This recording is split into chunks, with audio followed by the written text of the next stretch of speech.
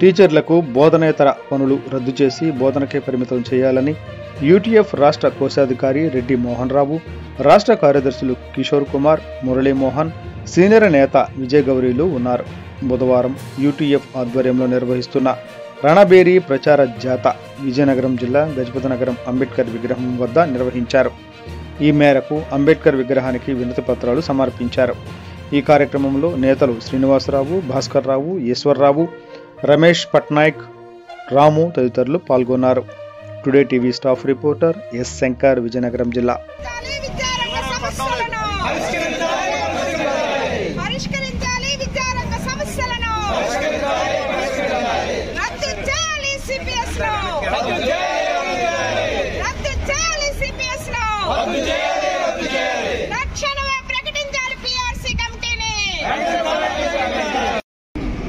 విద్యారంగ సమస్యలు, ఆర్థిక సమస్యలు పరిష్కారం చేయాలని ఆంధ్రప్రదేశ్ ఐక్యోపాధ్యాయ ఫెడరేషన్ యూటీఎఫ్ ఆధ్వర్యంలో 5 బృందాలుగా ఈ రక్షణ బేరీ యాత్ర నడుస్తా ఉంది. ఇప్పటికే ఇది 3వ రోజుకి చేరుకుంది. విజయనగరం జిల్లా బొబ్బిలి నుంచి ఈ యాత్ర ప్రారంభమైంది. మా ప్రధానమైనటువంటి డిమాండ్స్ రక్షణ బేరీ యాత్రలో విద్యారంగాన్ని ప్రభుత్వం బలోపేతం చేయాలి అని చెప్పి మేము డిమాండ్ చేస్తున్నాం. ఎందుకంటే నానాటికి అధికారంలోకి వచ్చిన తర్వాత విద్యారంగంలో పరిస్థితులు దిగజారుతున్నాయి.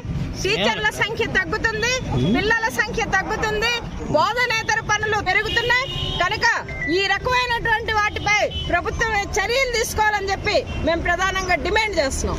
మరొక అంశం ఏంటంటే, ఆంధ్రప్రదేశ్ చరిత్రలో టీచర్లు ఏనాడు పిల్లలకు చదువులు చెప్పుకోనియండి అని చెప్పి ఏనాడు అడగలేదు. కానీ ఈ రోజు అడగాల్సినటువంటి పరిస్థితిని ఈ ప్రభుత్వం తీసుకొచ్చింది.